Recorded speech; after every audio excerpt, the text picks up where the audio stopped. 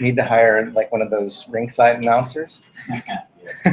Kind of get like some like, you know, rousing music. What about the Gus Johnson soundboard? What's that? You know Gus Johnson? No? You might recognize his voice if you've watched any March Madness before. Oh, yeah? He's the announcer who screams and goes nuts. Yeah? Yeah, we need that. Yeah. We need like a screaming announcer. Oh, yeah? Okay. We'll incorporate that in the next, like, and do like a Let's Get Ready to Rumble. Yeah. All right. All right, guys. Well, it is 5 o'clock on the dot. Tuesday night here in beautiful Bali. It's time for the filter. This is filter number 62. And we're calling it Bitcoin, What's the Use? Because we're going to talk about Bitcoin use cases. This comes up from time to time when people ask me, you know, why do we use Bitcoin? You know, we've already got PayPal, we've already got bank accounts, we've already got credit cards. Why would we use Bitcoin? And so we're going to take a look at what's possible with Bitcoin and the underlying blockchain that you simply can't do with regular money. We'll go through a few examples. We've got some other stuff to cover. We're going to take a look at Bitcoin volatility, big news and volatility. I know you guys are at the edge of your seats, wondering just how volatile Bitcoin's been over the last 30 days. Hang on to your hats. Bitcoin and the UN. You know, we had the Pope and Mark Zuckerberg and also Bitcoin visited the UN in the past week. So we will take a look at that. Two new vocabulary words, cryptech, which you can probably figure out. But how about cybervog? Cybervog, anybody know what cybervog means? Stick around, we're gonna talk about that. And then, you know, at the end, we'll cover the Bitcoin use cases. We've actually got our guest, Sydney, is going to talk about a project of his that's built on the blockchain. So let's kick it off. I'm going to go ahead and share my screen here. And now everybody should be seeing what we're seeing up there on the board. Is that in focus? There we go. All right. So we are coming to you live from Hubud, which is the premier co-working space in downtown Ubud, Bali. We do this every Tuesday live from Hubud, and if you find yourself in Bali, I hope you'll come and join us in person. Every Tuesday, 5 o'clock, we are here, rain or shine. And when we're not together in person, we have this little kind of gathering place online. We have a Bitcoins in Bali group on Facebook, and the way we do it is throughout the course of the week, we post stories that are interesting, and then when we get together in person, we talk about it in person. So if you come across stuff on the web, hopefully you'll post it here, and then we'll have a chance to talk about it when we get together. All right. We also have a little conversation going on Twitter, hashtag Bitcoins in Bali. And I've got a little tweet all queued up here. We'll let people know that we are broadcasting live. Hopefully some people will join us online. And if you want to reference something that we're talking about, you can tweet with the Bitcoins in Bali hashtag and we'll find it. This is how we're able to answer questions and things. So if you want to get our attention on Twitter, use the hashtag Bitcoins in Bali. All right, let's kick things off with the price and some other metrics. I'll turn that over to Rick. Take it away, Rick. Thanks, Gary. Yeah, looking at the IDR price, the Indonesian rupiah price, our last price right now, about 3.4 million rupiah. Again, a really narrow range today, but good volume, 445.5 Bitcoin in the last 24 hours. I think we're still seeing a pretty steady uptick in volume here in Indonesia, which is good. But let's flip over and look at the US dollar price. We should be sitting, yeah, just a little under 240 right now. In the range today, we went from 237 to 240, a really narrow range. But that price, 240.32, is actually the high for the last week. So since the last time we met, we've traded between a range of about 224 and 240, with the top end of that coming today. Gary's going to talk a bit about volatility. Really, things have narrowed quite a bit. We've been trading a fairly narrow range across the last few weeks. Obviously, this week we've had a nice positive upward move, but it's been pretty gradual. It's been pretty conservative. Look at the Bitcoin network stats for a sec. Yeah, you can see total number of blocks in the last 24 hours, 162. The current reward per block is just under $6,000 with our current valuation of Bitcoin. Our market cap's hovering right at 3.5 million, which puts us at the M1 mark. In the M1 index at about 114, I think is where we are. At least that's where we were yesterday. I should have checked it again today. No major shifts. Everything's been pretty stable across the last week. It's been good to see things level out a bit after all of the uproar over, which methodology are we going to use? Are we going to go with BIP? Are we going to go with 8 megabytes? Are we going to go with 2 megabytes, etc.? That all seems to have calmed down quite a bit. But on that front, how are we doing? Who's gaining share in the battle of the blockchain? Well, the BIP 100 right now in the last 24 hours was taking up 60% and a little bit more of the mining tech out there. The 8 megabyte crowd, a little under 6%, and the BIP 101 crowd hovering a little over 0.5%. Now, what's interesting across the last week is where the changes occurred. It isn't that BIP 100's become considerably stronger, but if we flip over to the 1 week numbers, take a look at what happens with the 8 megabyte block. Basically, the amount of support for the 8 megabyte crowd has essentially halved. It's gone from 9.4% of the mining power across the last week to down under, what were you in the 24-hour period? I'm sorry, I have like the world's shortest memory today. To, yeah, just a little under 6%. So not quite all 50%, but still down quite a bit. Taking quite a hit. Was the 2 megabyte one? What's BIP 100? That's the one, the gradual one that starts with 2 megabytes. Yeah. Oh, okay. BIP 101 and the 8 megabyte proposal are very similar in a lot of ways, but BIP 101 includes the changes in governance, not merely the increase in the blockchain, block size, right? BIP 100 doesn't. Correct. BIP 100 is basically business as usual with a bigger blockchain that will be graduated upwards as demand sees fit and the miners vote to increase the size. Next, we normally would be talking about VC activity, but there hasn't been anything big in the news across this last week, so we're going to skip that slide. There's too much other juicy stuff to talk about today, including a really sexy volatility number. And I'm going to hand it over to Gary to talk about that because it's just dead sexy. What could be sexier than Bitcoin volatility? I know that's why you all showed up tonight. You couldn't look it up for yourselves. You had to come and learn it here. 1.24%. Are you kidding me? 1.24%? 1.24%. Boy, that just, if that's not exciting, I don't know what is. Party later.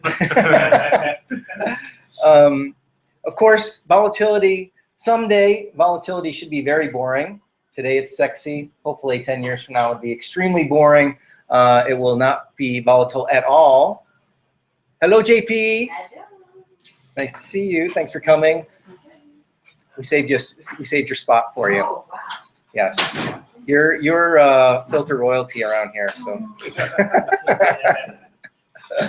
and I know you just wanted to skip all the boring stuff and come right in for the sexy volatility numbers. Which are? JP, I tried to hold off until you got here to, because these people were chomping at the bit to know what volatility was. It's 1.24%. Can you believe? 1.24%. That's for the last 30 days. And of course, And only last night I had to answer the volatility question again. Yeah.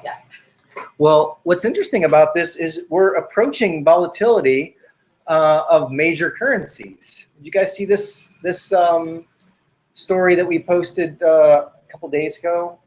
Basically, it's from the Cato Institute. Bitcoin air kisses the euro. Air kisses in meaning that they shared the same volatility rate for half a second.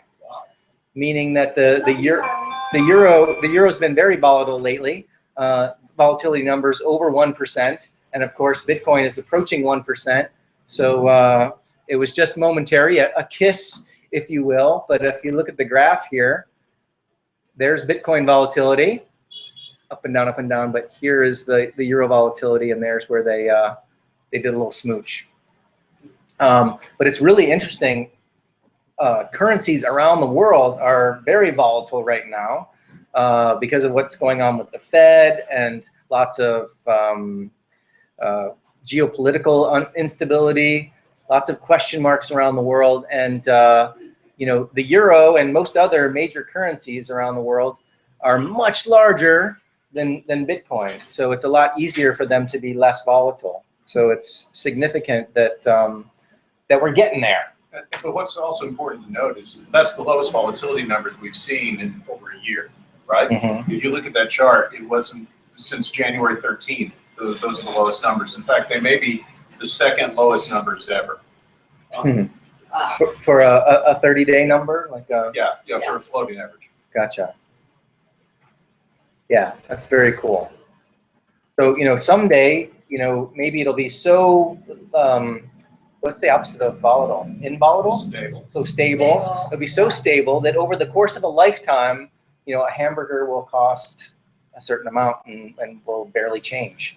Or, you know, a automobile will be the same price or less as manufacturing processes get more efficient and better materials and et cetera, et cetera. Of course, Flying by then anyway. of course, your 30-year house mortgage won't depreciate either. over 30 Yes. years, and that's the. Yes, it's there could be Sometimes inflation can help you. there could be unintended consequences. Could be harder to pay off that 30-year mortgage. Exactly. But maybe we don't have 30-year mortgages. Maybe we have more like 5-year mortgages, or That's a nice maybe vision. or possibly the house that your parents bought can be given to you, and you don't have to buy a house in your lifetime.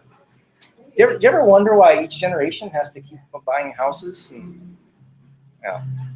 Something's up. Because no one wants to live with their Speak for yourself, man. I live with my mom.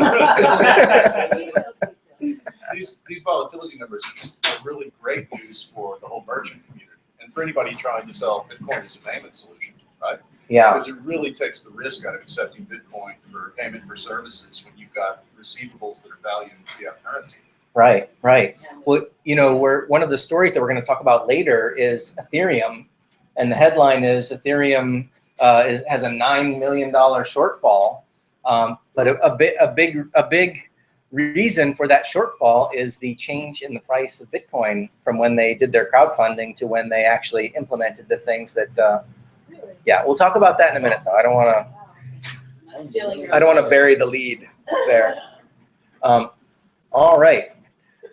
Okay, so let's moving right along. Let's get into some of the stories that were posted by the people in the Bitcoins in Bali Facebook group.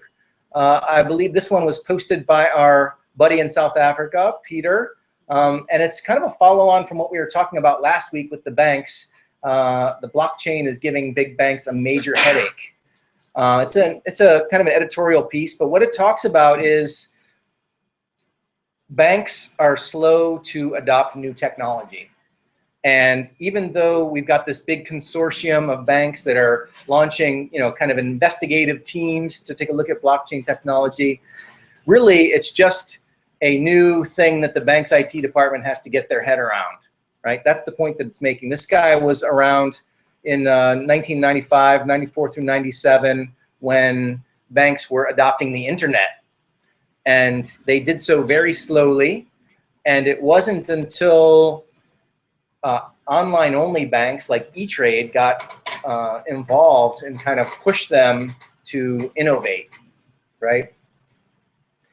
Even when the banking sector took the internet seriously, they did so very slowly and without much innovation or rocking the boat. This is their commentary on banking tech. So what he goes on to say is that here he's saying that they can put together a research group, but it's definitely not enough. And he's coining a new term called crypto tech. I've said this many times before. The novel field is not Bitcoin, and it's not just the blockchain. It's the intersection of cryptography, technology with software engineering. We could call it crypto tech. I thought this was a cool point because cryptography has been around for quite a while, but using cryptography in an innovative way is what Bitcoin did and what the blockchain is. But there's lots of different ways that if you're able to use cryptography, you can create new systems that are totally different. You know, it's almost like a new building block. And forget about fintech, he's saying it's cryptotech. So that's one of our vocab words for the night. I want all of you to use that in a sentence in the coming week and see who looks at you cross-eyed. Right? All right.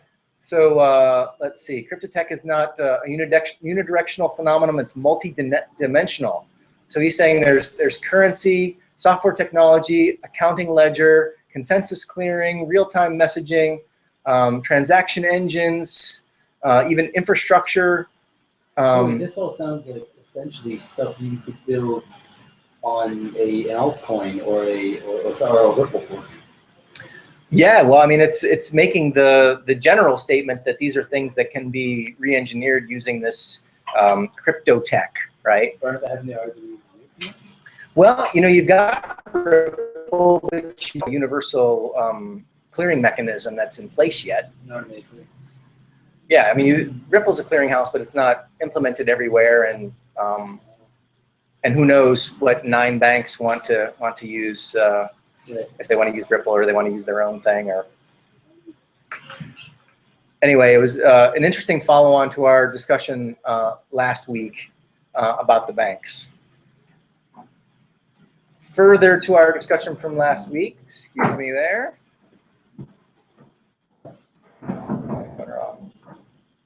There we go. Last week we talked about Coinbase files 9 patents for Bitcoin products. Remember that? And we weren't all too happy about that. And after the meeting, I noticed that there was a bit of a Twitter war going on. This guy, Jeff Garzik, is actually the guy who floated the idea for BIP 100. So he's a very vocal member of the Bitcoin community. He's a core developer and a big, he actually works for BitPay. But anyway, he weighed in on these Coinbase patents, and actually in this Twitter war, you actually get a response from the CEO of Coinbase.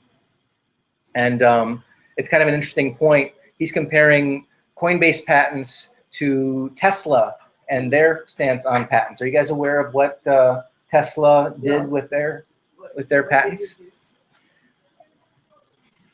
All our patents belong to you.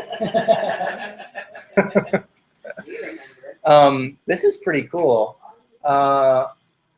Let's see. This is from Elon Musk, the CEO of Tesla. When I started out my first company, Zip2, I thought patents were a good thing and worked hard to obtain them.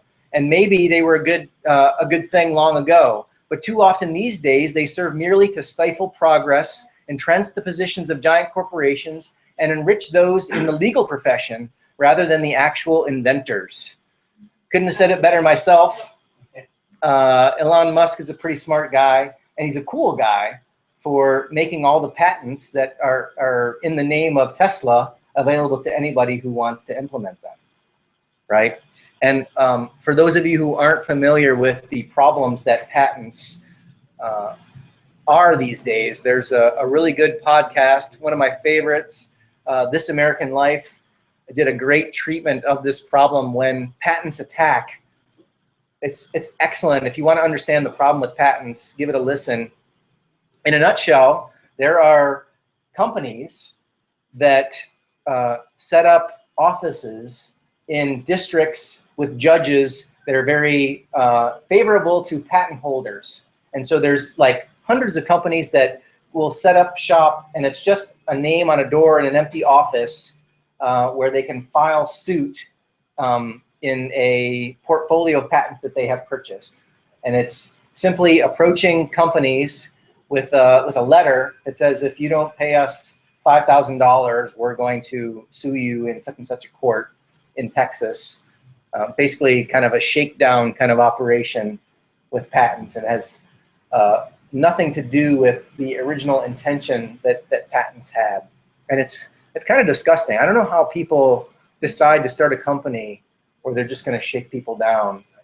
But it's kind of disheartening. It's probably worth mentioning though, I think Musk says that in the blog post, but of course, not that this is a bad thing, but Tesla has a very big material incentive for everybody in the world to start not thinking electric cars are toys. So it's not entirely altruism, but I don't think he's claiming that it is. I think he's making that argument. Yes. At the same time, you argue to some degree that Tesla itself as a company is pretty altruistic from Elon's perspective. Because he could have totally taken his billions and put them in a Swiss bank and then asked for investment. But instead, he almost bankrupted himself, putting them into Tesla himself. He was faster. Sure, but if Tesla really takes off, the $20 billion pocket change to the money he's going to make.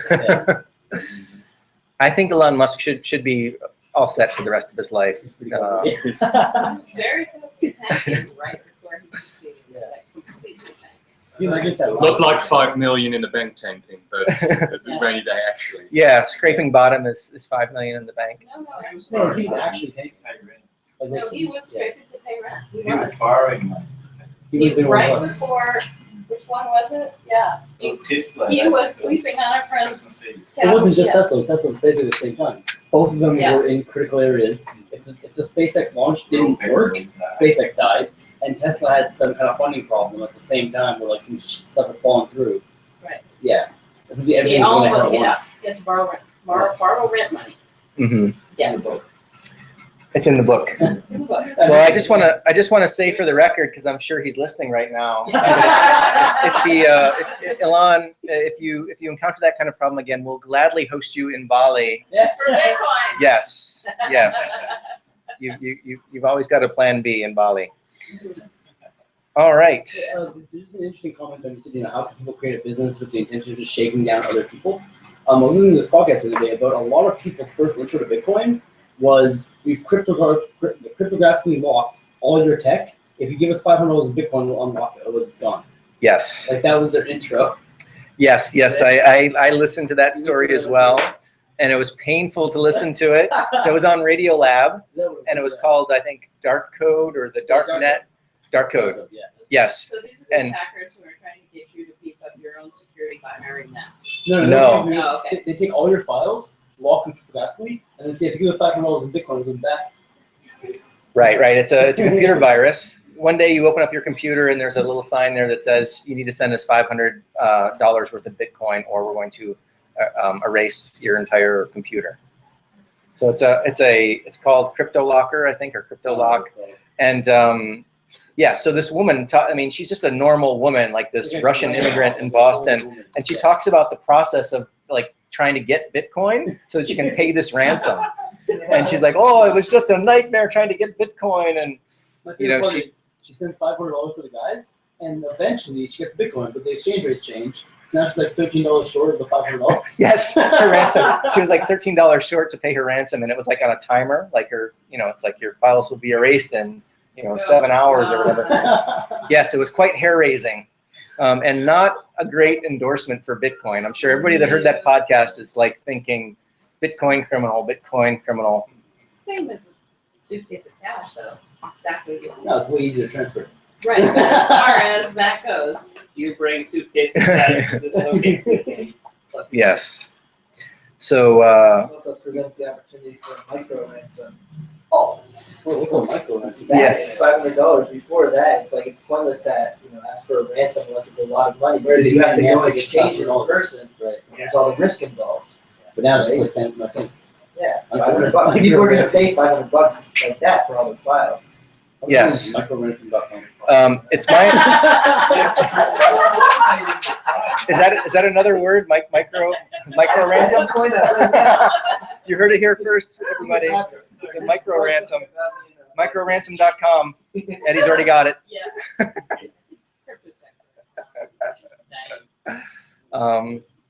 Anyway, okay, moving along here. All right. Domain for it, I started buying them when I was drunk too often. So It's a lot of money. Yeah. this is you're buying domains when you're drunk. Yeah. Send Yes. me here, please, now.net. I still own the constipation game. Hang on to that, man. That's gonna be a winner.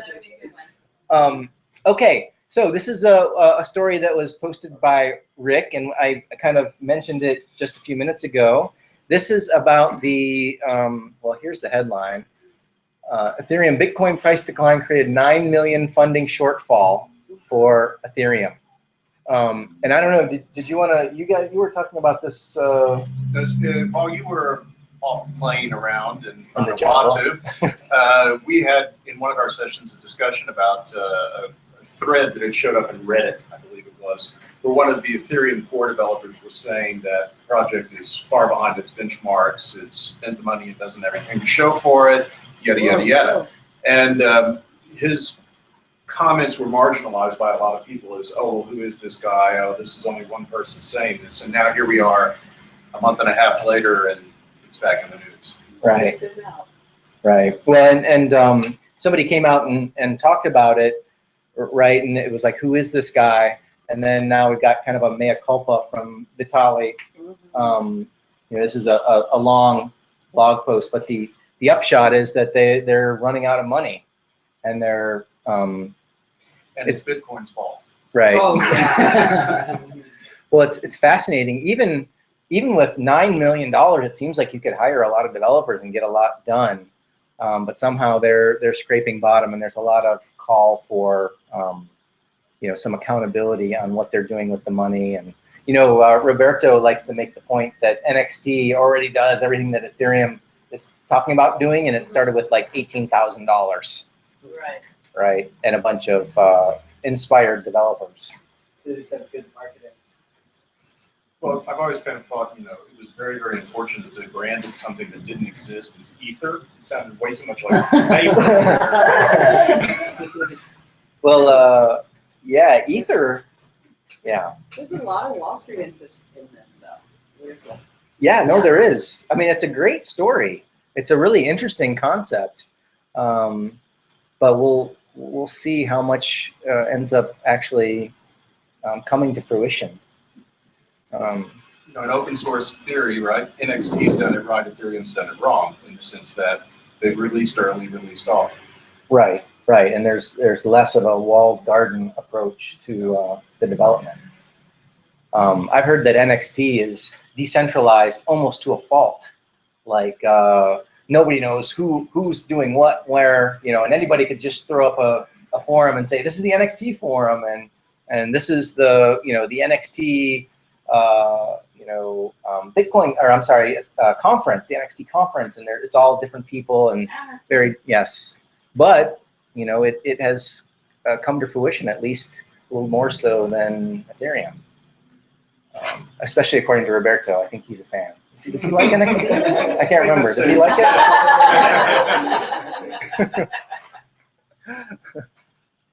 All right. Moving right along. I'm just going to play this little clip for you. Hopefully we've got enough volume for everybody to hear it. Oh, no.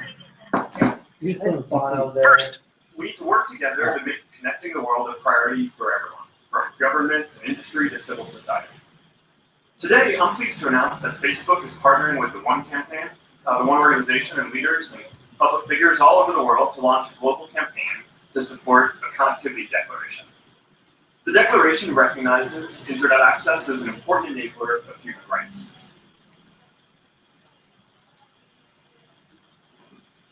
I'm also pleased to announce today that Facebook is partnering with UNICEF to advance our common goals.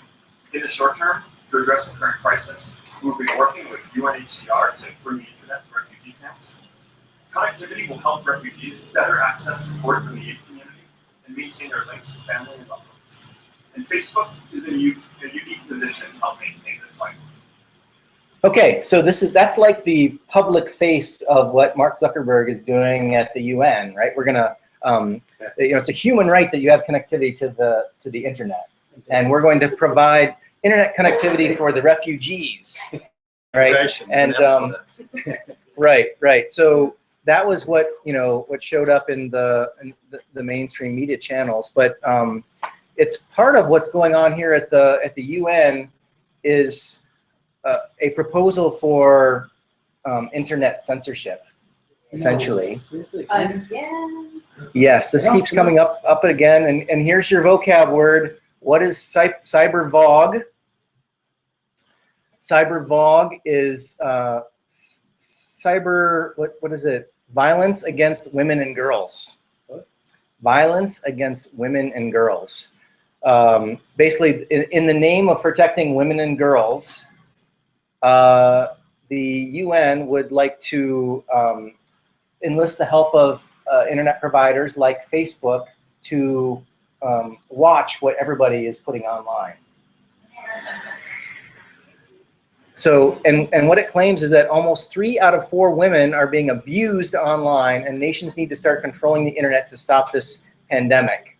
So, we've got a few women in the room. There should be at least one that has been cyberbullied. Looks to me like 3 of them at least. No, I don't want. I don't want to dismiss this out of hand. But is there anybody that is aware of this pandemic, like this cyberbullying that's taking place with? Yeah, there is. Yeah. And a lot of it's pornography. That's not necessarily bullying. I mean, that could be totally consensual. No, not for girls. It can't be complete. I can't have sex with somebody on camera as a girl.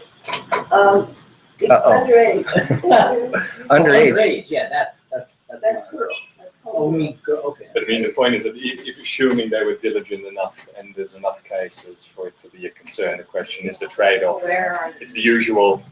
Yeah. How far can you go to protect people? Right. It's kind of an old saw. You take something that everyone could be universally against. Like who's going to be for violence against women and girls? Nobody is going to be for violence against women and girls. So you attach that to something else, an ulterior goal, if you will. But there's Okay, so much picture that. pornography that's allowed on the internet.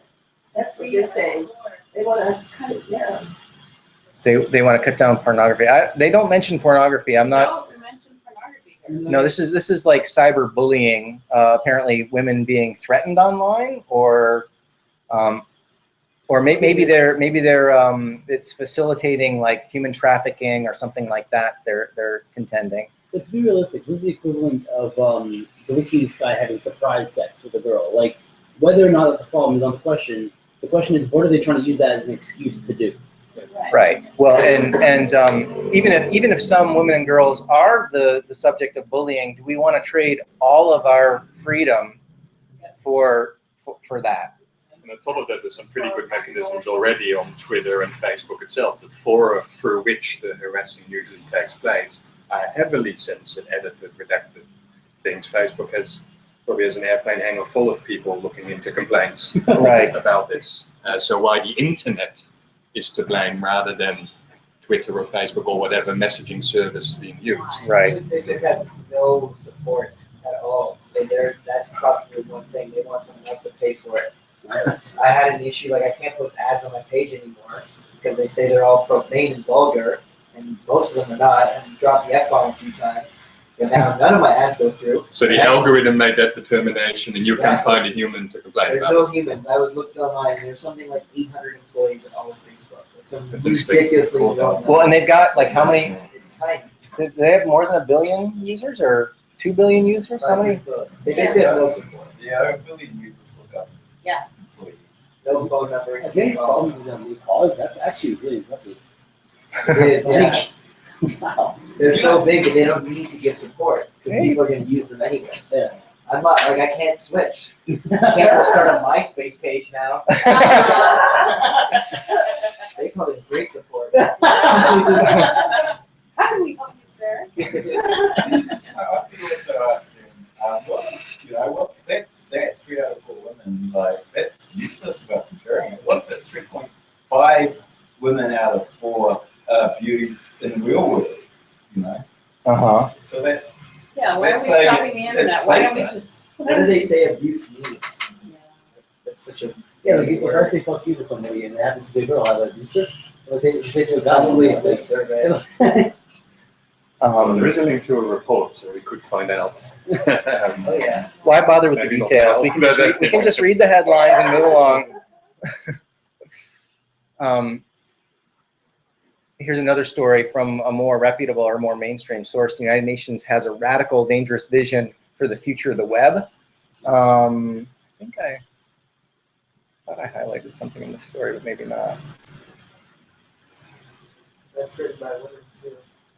Here's the graphic from the United Nations Broadband Commission for Digital Development, which is like some bureau within the United Nations that produces these reports. But 85% of women who say the internet provides them with more freedom, percentage of each gender who use social network sites, and percentage of women abused online, 73%, 3 out of 4, according to them.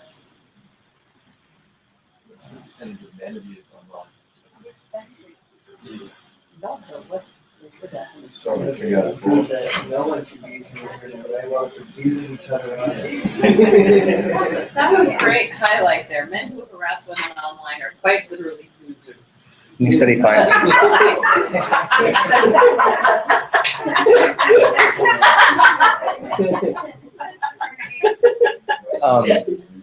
This is a dangerous precedent, though. If you look at this line here, intermediaries such as Twitter and Facebook generally can't be held responsible for what people do on them. But the United Nations proposes that both that social networks proactively police every profile and post, and that every government or that government agencies only license those who agree to do so. Whoa. So that's a lot of bureaucracy around. So Zuckerberg's like partnering because his whole company did. Well, that's a good question. Like, you know, he just gave that little speech that I played, but you know, is he on board with this kind of thing, or is he being pressured, or? Of course he is. Yeah. If he creates a real commons, you know, which has been sort of, yeah. Boy, how can you pressure him? Like, put his cat in? Well, that's also a good question. Yeah, he's if he sits down across the table from President Obama, he's probably got a few bargaining chips in his back pocket.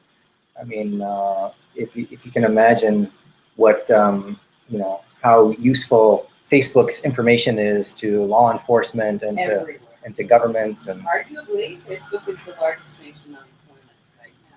yeah, if you considered it a political entity. It's well, and we've well, not quite. It's just somewhere between India and China.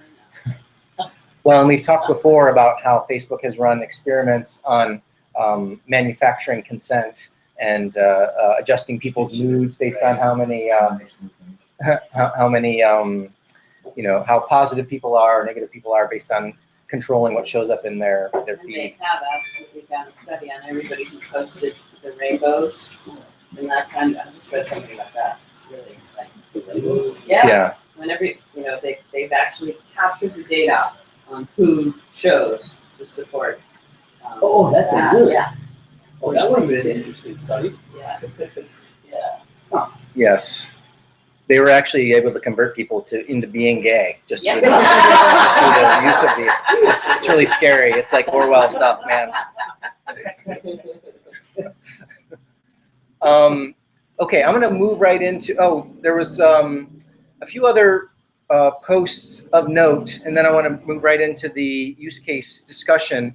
But I thought this was really interesting, and we talk a lot about, you know, blockchain technology and Bitcoin and the viability of blockchain without something like Bitcoin. And this was a very interesting story that hit the wire recently. This OneName, which is an identity system built on Namecoin, which is an alternative coin. The idea is that people can manage their own identity online through the use of this token. So if you've got a token, you've got your own private key on the Namecoin network, you can use this OneCoin system to protect your identity. And there's all kinds of applications for this. You can think about using it for a domain name system, or if you want to identify yourself on the web, you can do so in a cryptographically provable way. But what's interesting about this story is they were using the Namecoin blockchain. And the Namecoin blockchain didn't have enough mining on it to secure the network. There were regularly mining operations that had more than 51% of the hashing power, which means that the blockchain is no longer has integrity as a store of information. So this is the story of them moving from Namecoin to Bitcoin because there's no blockchain on Earth more secure than the Bitcoin blockchain. And even though they've got a whole different use case, this namespace use case, they're using Bitcoin to secure the data that they store. So it's fascinating. Which is why the whole currency commodity conversation is silly. Yeah. Well, the thing is, you need something of value to motivate people to secure the network. Arguably, it's the value of Bitcoin, the currency Bitcoin, that incentivizes people to run their computers and secure the. But if you're looking at the real value, why is Namecoin moving over? It's moving over because of the integrity, because of Yes. the architecture that underlies it. And yeah, Bitcoin built that. You needed Bitcoin to build it, but now value's actually shifted into the network itself. Yes, the network, the participants is the value there. Anyway, I thought that was a great example. It wasn't the cost of the equipment, the cost of No. Actually, what JD was saying is it wasn't just the guy, there was the community of what was it, Namecoin? Didn't realize it had gone over 51%. No one made any noise. Yeah. Yeah, I think you're right about that. Yeah, nobody even noticed that somebody had the power to alter the longest chain so basically alter reality. And if you've got more than 51% of the hashing power, you can write your own blockchain. You can, like let's say that you were using that for, to register domain names. And all of a sudden, Facebook now belongs to me instead of Facebook, right? Because I have the hashing power on the network. Yeah, you can imagine the problems that would cause. But did anybody? They had the power. Did they do that?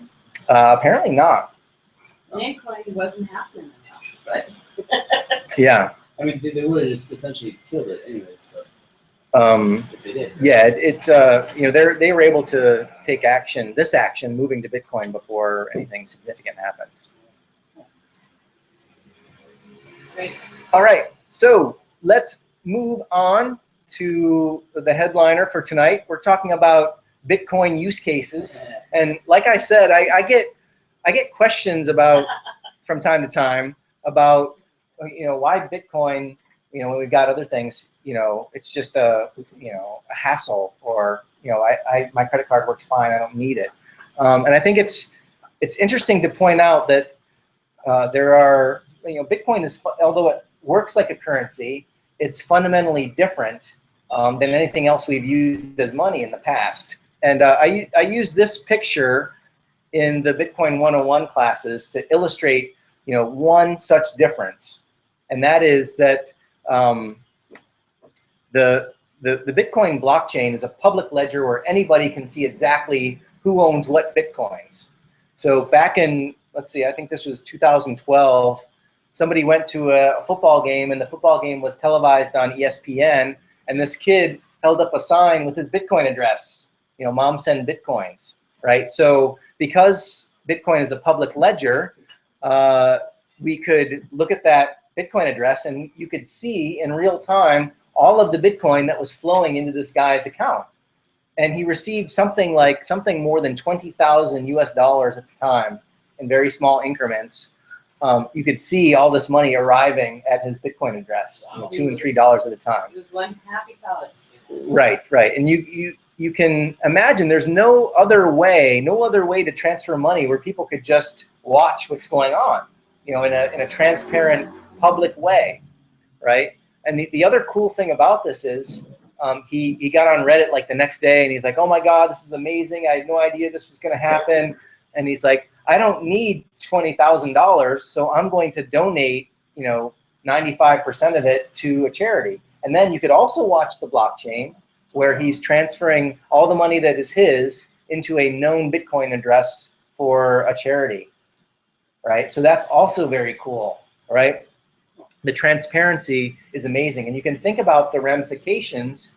For example, if a charity accepted Bitcoin donations, they could actually expose exactly where they spend all of the money that you donate to a charity.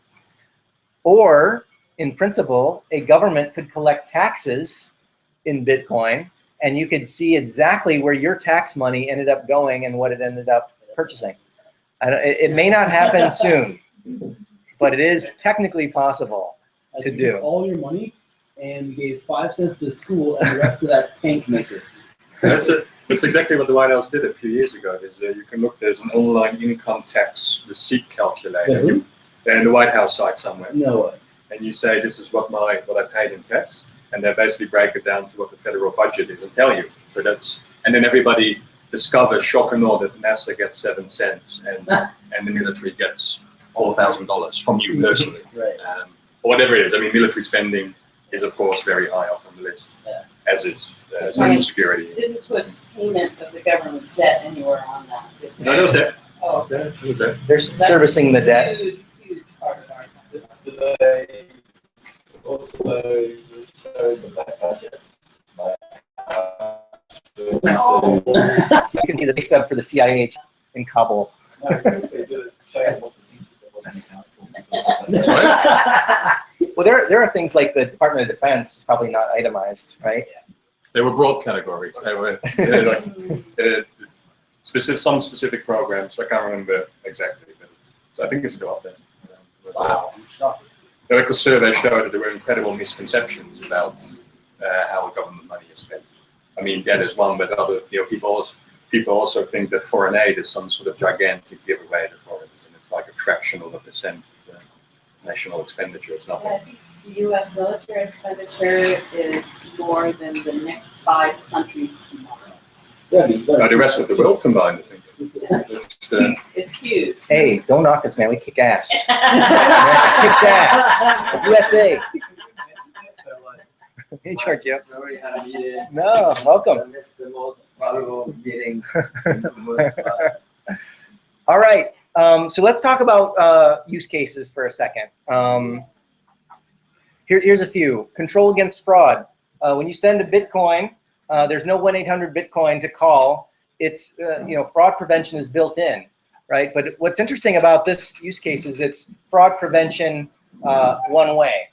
So like if I pay for a product and like a day later the product breaks down, I have no recourse, right? So actually it controls fraud one way.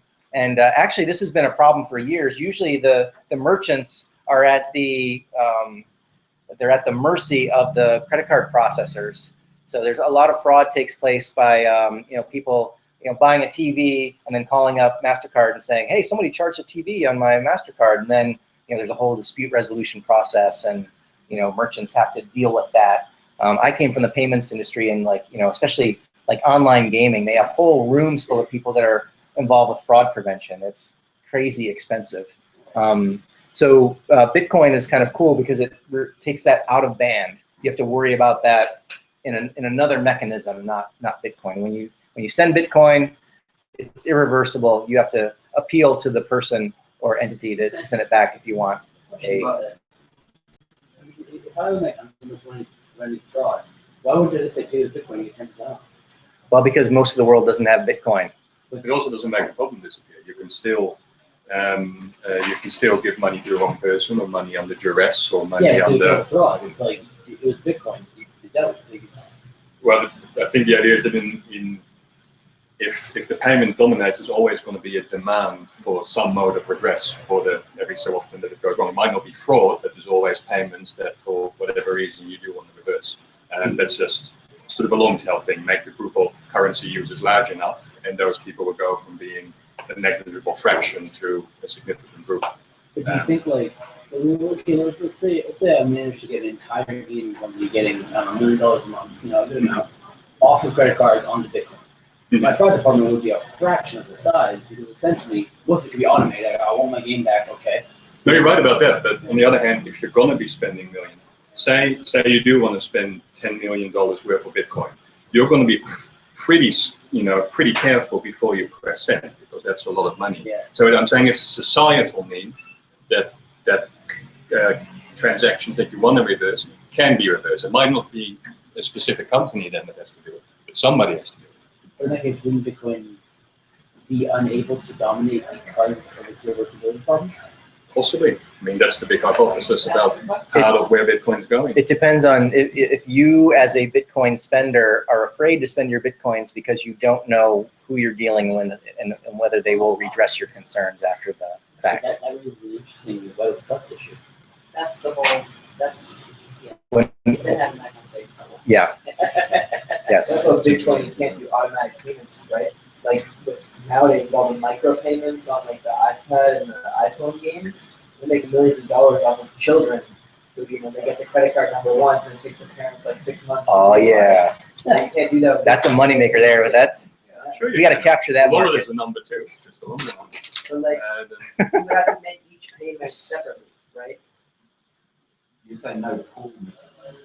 Yeah, Right. exactly. You know, like with a credit card, you know, I can like sign up for a subscription and they're like, okay, now we're gonna make this guy on like a monthly recurring thing without telling me. And I think that's one of Yeah, the things that You're right. If the service doesn't have your private wallet, but if you're with Coinbase or something, or a lot of wallet providers these days, Yeah. they control your wallet. So technically, they're actually offering precisely that kind of service Really? that you could get a subscription. Yep, could be. Yep, you could set a channel and then that, but you're using a third party or a third party arbiter to kind of dole out on your behalf the Which also brings us back to trust.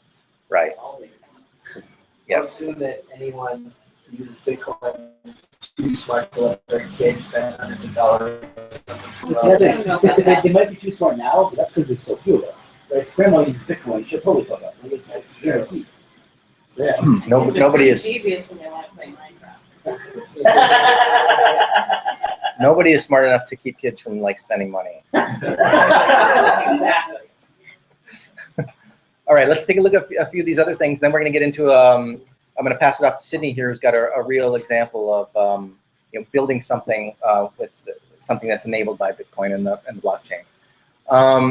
Global accessibility. Obviously, you can send Bitcoin anywhere for 6 cents or less. Cost efficiency. The fact that it's so inexpensive opens up whole new economic models, whole new business models around micro lending. You can lend a taxi driver in Africa $10 so he can fill up his tank with gas, that kind of thing. Tips and donations. Several years ago, before Bitcoin, I had a friend that was in London that was raising money for a charity in London, and I was unable to contribute to her fundraising efforts because I was in the States. I had a U.S. bank, and I just wanted to give her $20 or whatever, and it would have cost me $20 to wire $20. And so it didn't happen. It's a great thing for tips and donations because anybody can send anybody any amount of money and it can't be censored. This also was useful when WikiLeaks was boycotted by PayPal, Visa, MasterCard.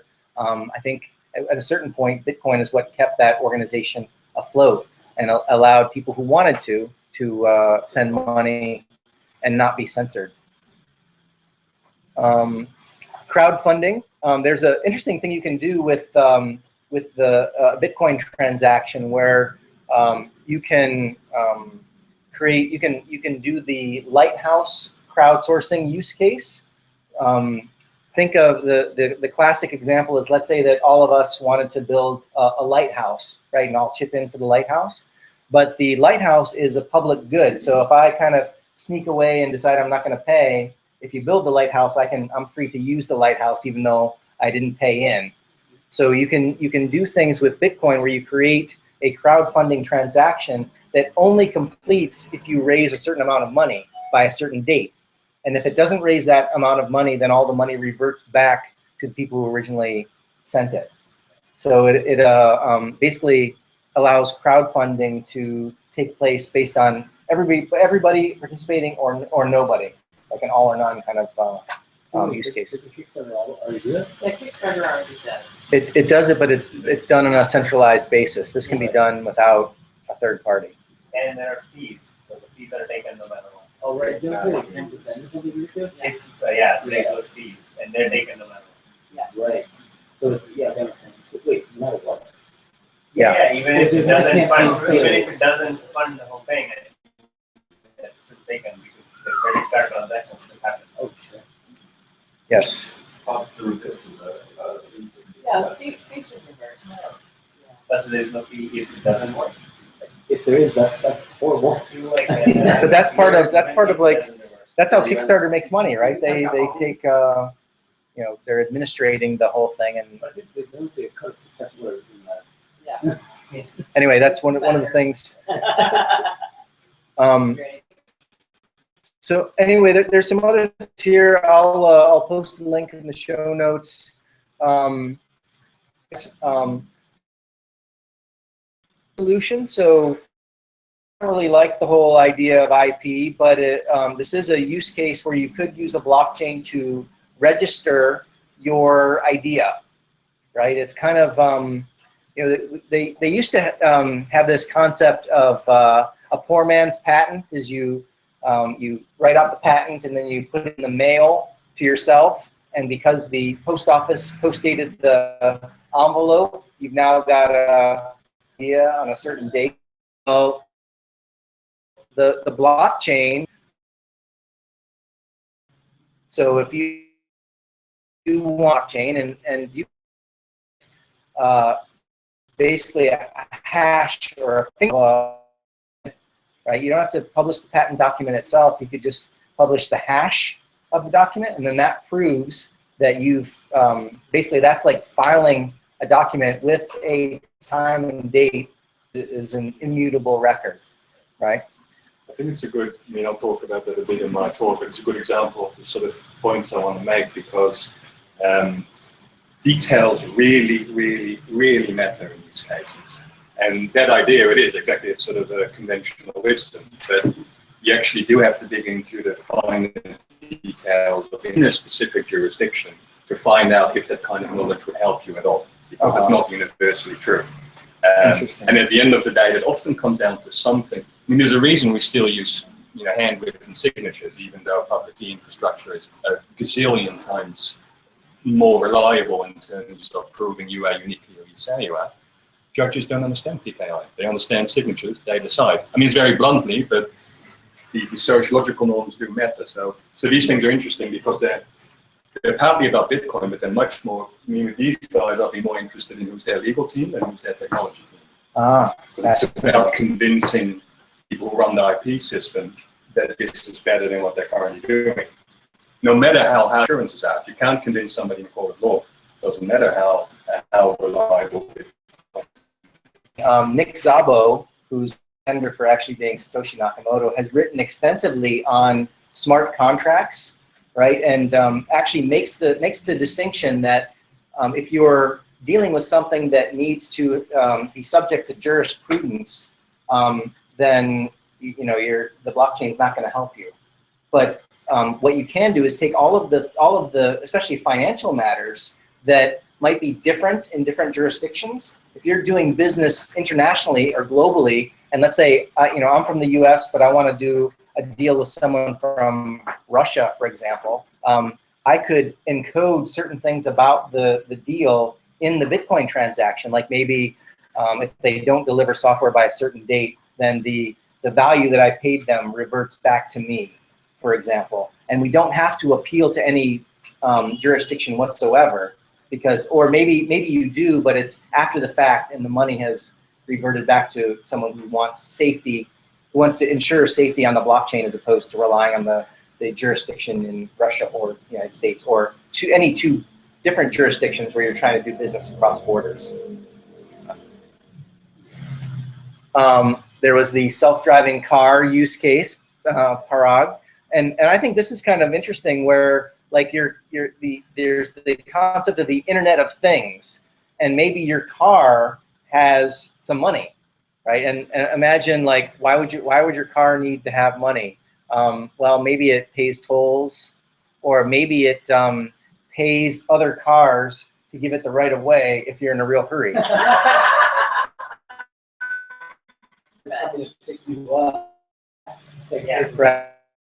If it's a self-driving car in the mall,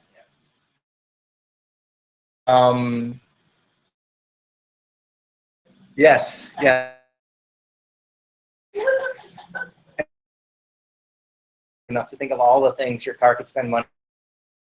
I don't know, did you ask Parag, or? Well, I mean, that was the use case that a whole, like a community could decide to buy 4 or 5 self-driving cars, and then they can manage everything, and this community can go into these cars as taxis automatically, and the cars can manage everything. Wow. So they would need a bank account, which would be Bitcoin, so they couldn't have a bank account. Right, but the car itself could have some money and pay overheads like tolls and Tolls, yeah. maintenance and everything. And Yes, everything, yeah. They could just do everything on their own. Fuzzy eyes, fancy wheels. yeah, it could trick itself out. Wasn't there an article of the car owning itself? Yeah, Owning itself. yeah, that's what I'm what I'm talking about. Yes, and it becomes your Completely independent economy. it becomes your friend and it like comes over and it buys you gifts, brings you something nice. Business model, you know, it's like Okay, so that's pretty cool. Pantera leads 1.1 million funding for African Bitcoin startup BitPesa. So this is yeah, but it's like it's a use case. It's an example of a use case. Yeah, a lot of this stuff I think. Well, the smart contracts that Nick Szabo writes about was way back in 1997. So a lot of these aren't new ideas, but it's something that people don't immediately realize that you can you can use these things for things like remittances and sending small amounts of money between people's phones. I think you posted this one. Was there any? Yeah, I look at this too, but they see Yeah. money. Really cool. Right. Well, and yeah, or M-Pesa. M-Pesa. This backs onto M-Pesa. This actually creates a gateway so you could turn your cell phone minutes into Bitcoin, right? Yeah. This one was pretty cool. This one was posted by Marcus. Hopefully Marcus is listening. This is super slick. Escaping war zones with a Bitcoin brain wallet. For those of you who aren't familiar, you could actually create what's called a brain wallet. It's like a series of maybe 10 words that you remember, and you can use those words to encode your private key. So essentially, the private key for your Bitcoins could exist only in your brain and nowhere on any digital device. What's interesting about that is I read a separate story where all these refugees are trying to move from places like Syria through Eastern Europe, and they're trying to make it all the way to Germany. And along the way, especially on the Syrian end, if you come across an ISIS roadblock, they want to look at and look at your Facebook and see if you're who are your friends, who are you allied with, and so some of them are leaving their phones at home, like they're just not carrying a phone, and then they're buying a new phone when they get to wherever Mark Zuckerberg's free internet access is, and they're logging back into Facebook, and if they had their money in Bitcoin with a brain wallet, they could actually reconstitute their Bitcoin without having to carry anything valuable on their person. But what's the advantage of that over memorizing your Coinbase password? Okay, Coinbase doesn't do this, I think, but assuming there's a third-party wallet service which I'm sure stores your private key in encrypted form, that would be the same idea, right?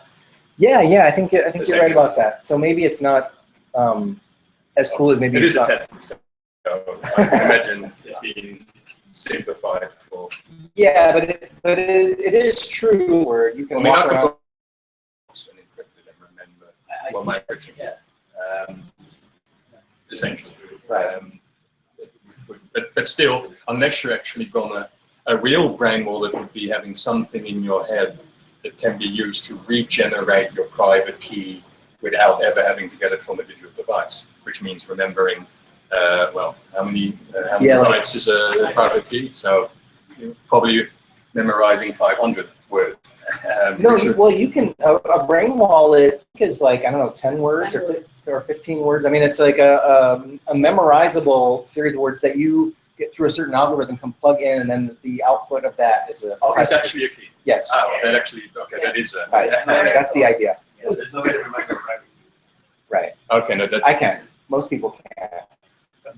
48 characters or something. Yeah. No problem. Well, you could password.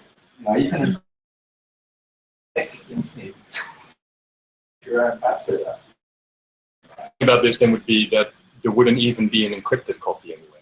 There would literally be only that. It would not like you take the password to some third party which is holding your encrypted key in escrow. You could actually regenerate the key from this. Right. With no party whatsoever. That's So, like, presumably, like, you know, the Coinbase example, Coinbase could be co-opted. Let's say I'm Julian Assange, right. you know, and I'm trying to travel. You know, they could shut down my Coinbase account, and you know, if I had a Brain Wallet, then they wouldn't be able to do that. Oh wait, Coinbase owns the private keys, so that's what it's done, right?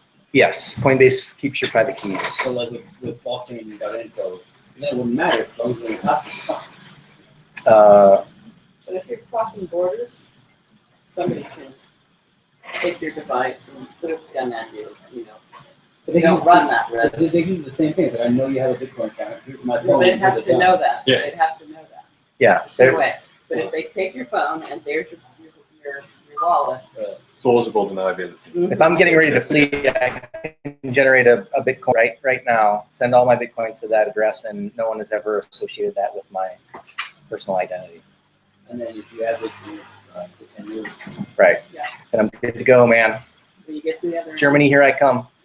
and all your fortune that you've made your whole life, is now you have to leave your country, and maybe you're leaving that behind. It's happened so many times in history.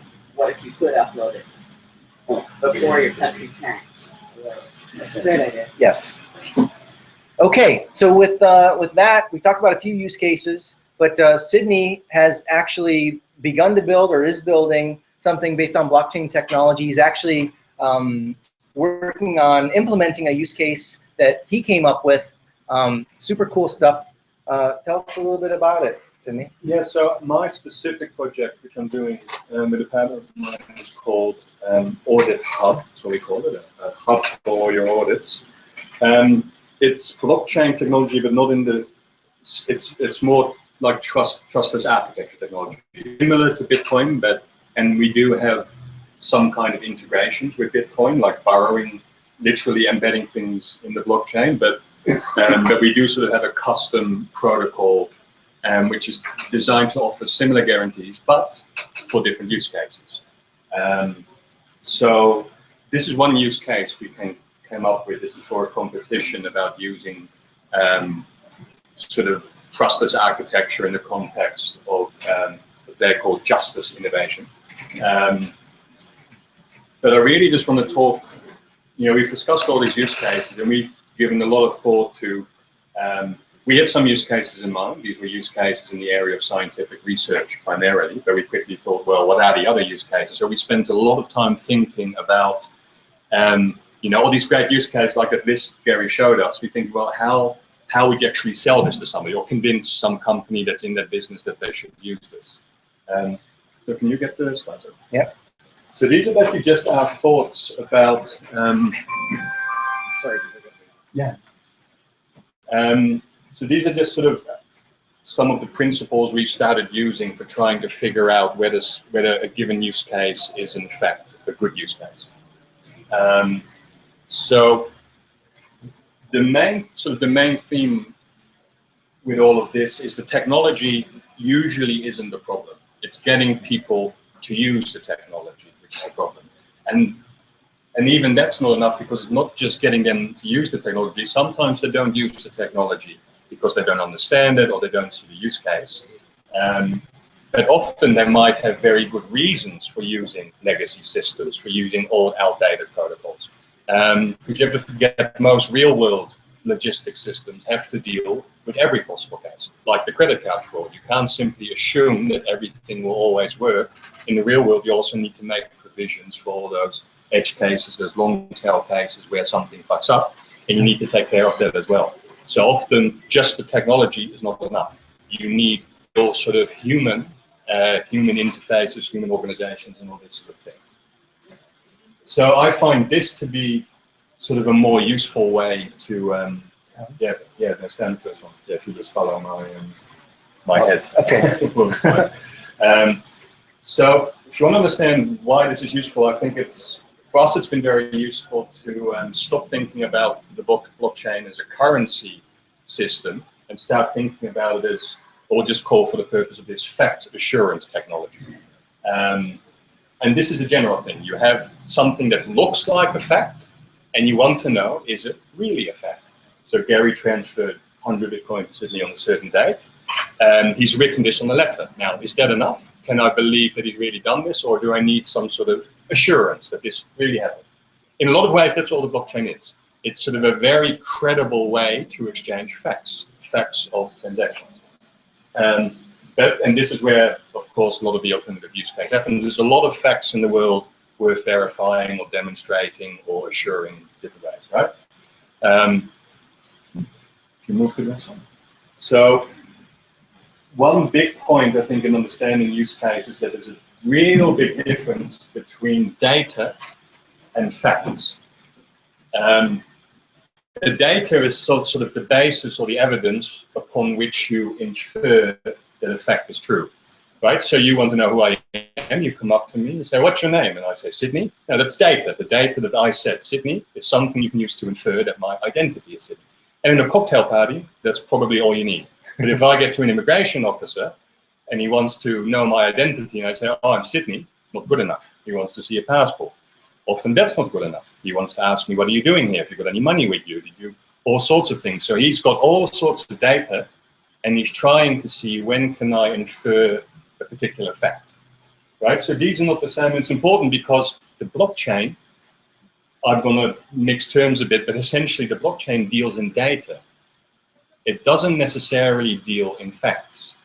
And this is a very important distinction in all use cases. And in our experience, it's also why a lot of seemingly cool use cases, in the end, don't actually hold up under scrutiny if you really try and look at the micro details of what they're working on. And it's often because of this distinction. So moving on. So the classic way to do this is Bitcoin 101.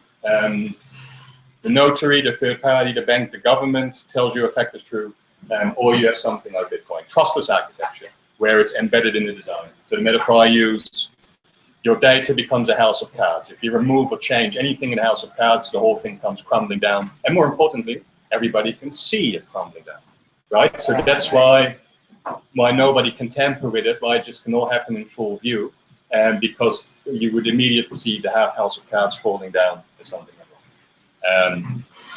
Bitcoin people tend to be, Bitcoin enthusiasts tend to be very, very skeptical of TTPs, like sometimes the government, the big banks, because they are. Most TTPs are big organizations, and big organizations will occasionally do very evil things, almost as a matter of certainty. Yeah.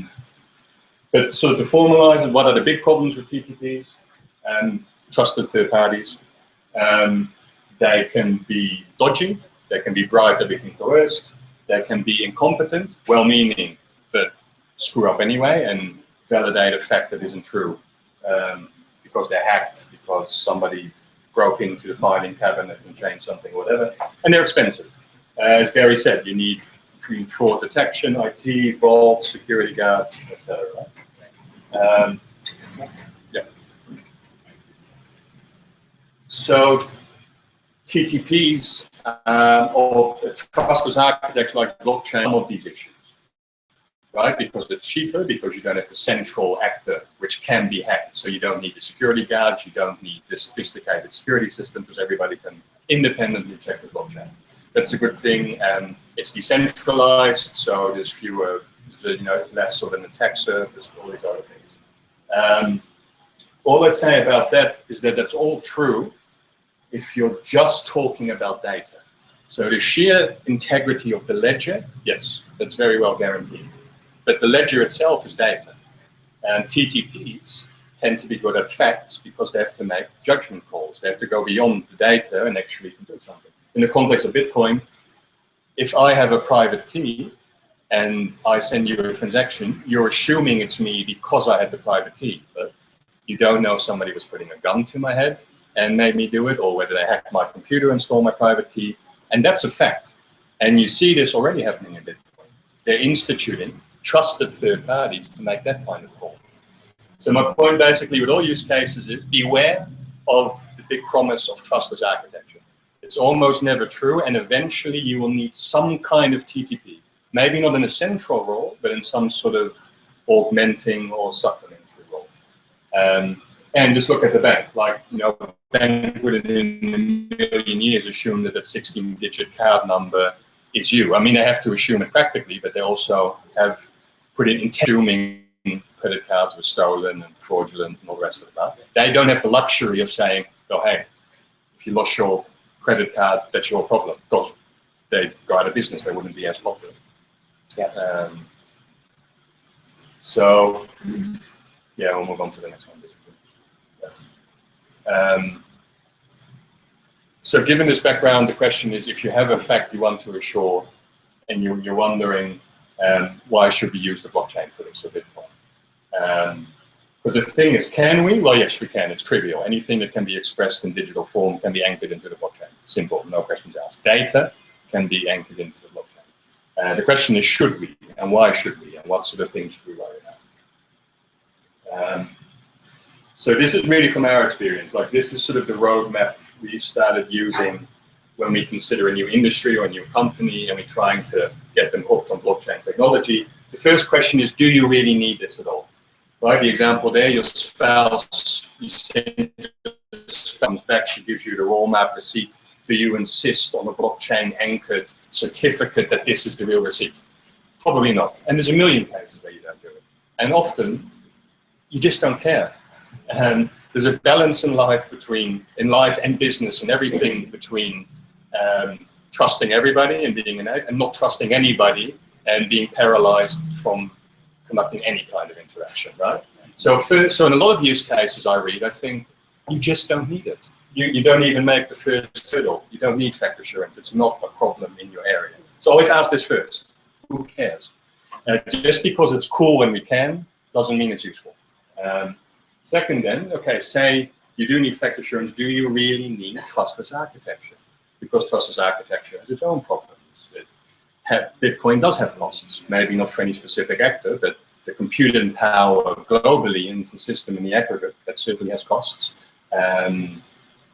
TTPs are often, they may screw up in the ways I mentioned, but how likely is it? It's a lot easier to assign somebody in your organization as a TTP and use other measures to keep them honest, firing or dock his pay or do whatever, right? And one sort of tech solution.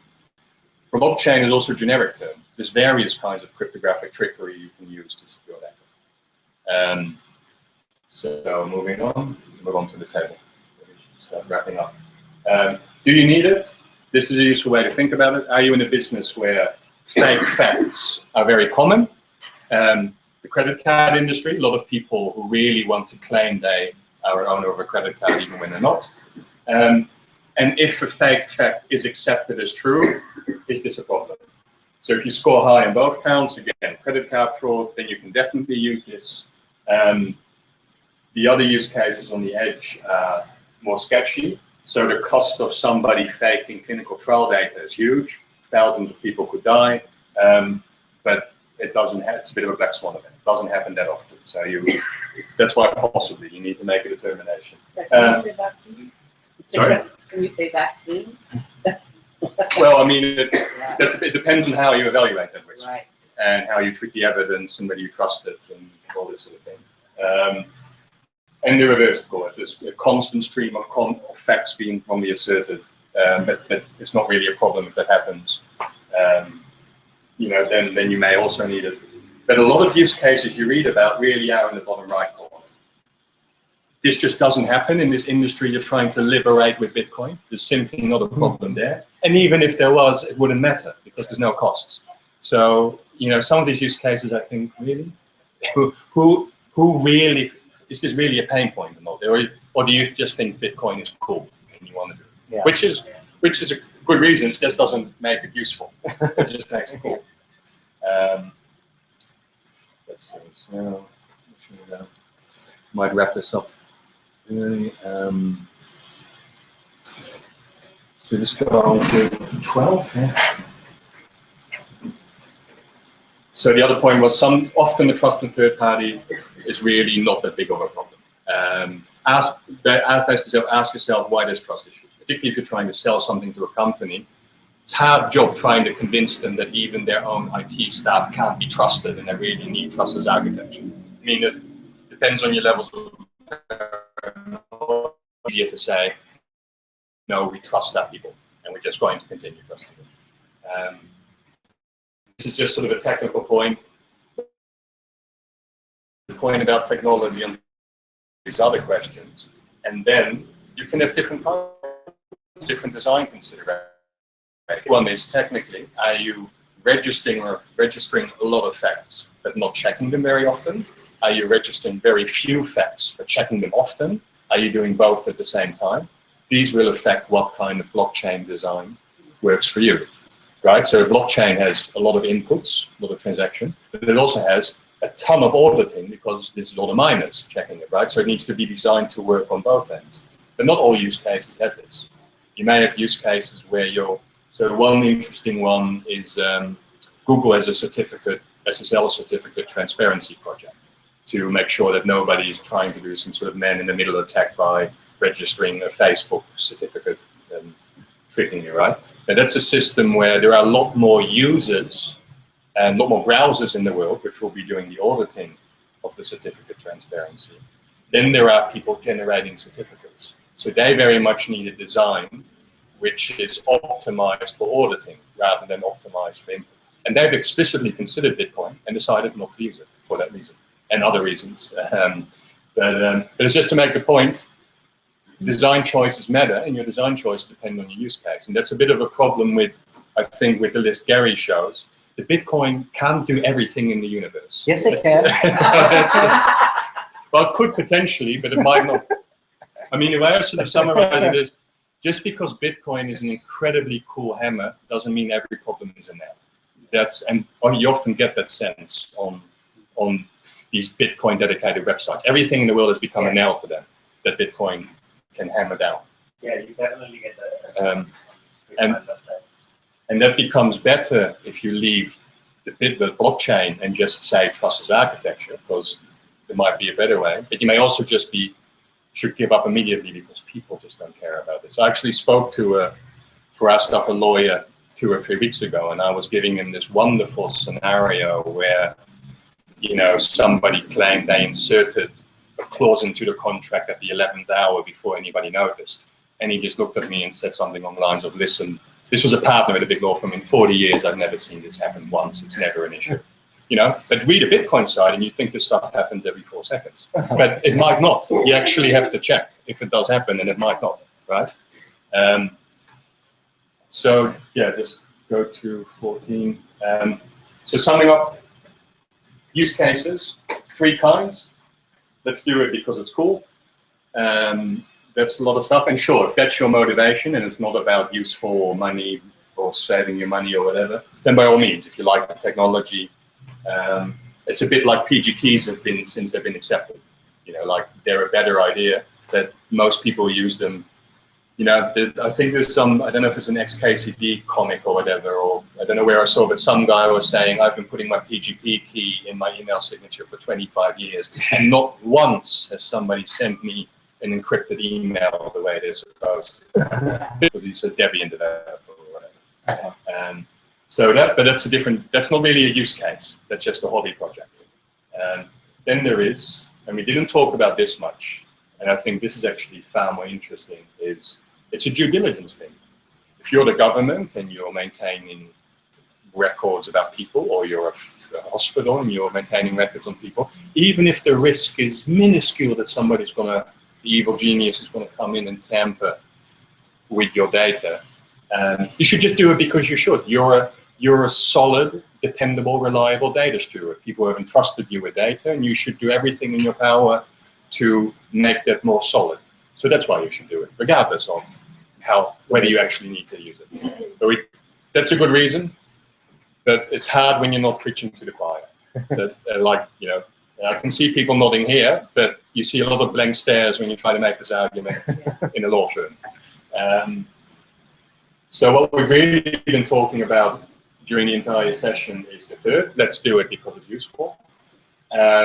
Be very wary of the hand-waving claims. One of the things you showed was they jumped from being able to make a Bitcoin payment in a taxi to minimum wage problem solved. Whatever. No, you have to be really careful of the hand-waving stuff. How do I get Bada boom, bada bang, and you know. No, but there's a lot of magic asterisks in a lot of these Bitcoin. I mean, I don't mind, but the enthusiasm gets the better of you. But you actually need to explicate the steps that get you from a technology. And that's why I started off with the data-fact distinction. Because getting from a data to a fact doesn't just depend on having computers. It depends on people, on users, convincing them they need to do it, convincing companies that it's in their interest to use it, training people to use it properly. I mean, Bitcoin, you know, like what I mentioned about how the private key doesn't make you the legitimate owner. Obviously in Bitcoin, well, in some philosophical views it does. So you could say that, hey, if you didn't protect your private key or lost it, or well, it's your fault, and then if somebody stole the Bitcoins, he's the legitimate owner. But in the real world, you want to be a little bit more lax about that. And we are seeing that kind of stuff. Like the first early adopters knew how to keep a private key safe, but your grandmother probably doesn't know how to keep a private key safe, which is why you need a Coinbase and these sorts of people. So this is really it, but this is sort of a structural thinking about how we've been thinking about use case and the problems we've been finding. And even if I sounded a bit cynical about, this wasn't directed at the Bitcoin community, because we started doing this because we were exactly like that. You think, yes, this is amazing. We can finally liberate industry X with cryptography and all these trustless architecture. And you dive in and try to do more than 2 paragraphs and actually see how the argument goes. And then you find out that the devil is always in the details, and it's actually hard to get information. Fantastic. That's cool. Thanks, Sydney. Thank you. So please disregard everything he just said. Bitcoin solves all problems. Full stop. That's all you need is Bitcoin. Bitcoin, yeah, bada boom, bada bing, world peace. Anyway, we went a bit long tonight, but thank you guys for coming. Thank you for participating. And do this every Tuesday night. Please come again next Tuesday. And in the meantime, we'll see you on the Facebook group and on Twitter. Thanks, guys. Yay. See you next time.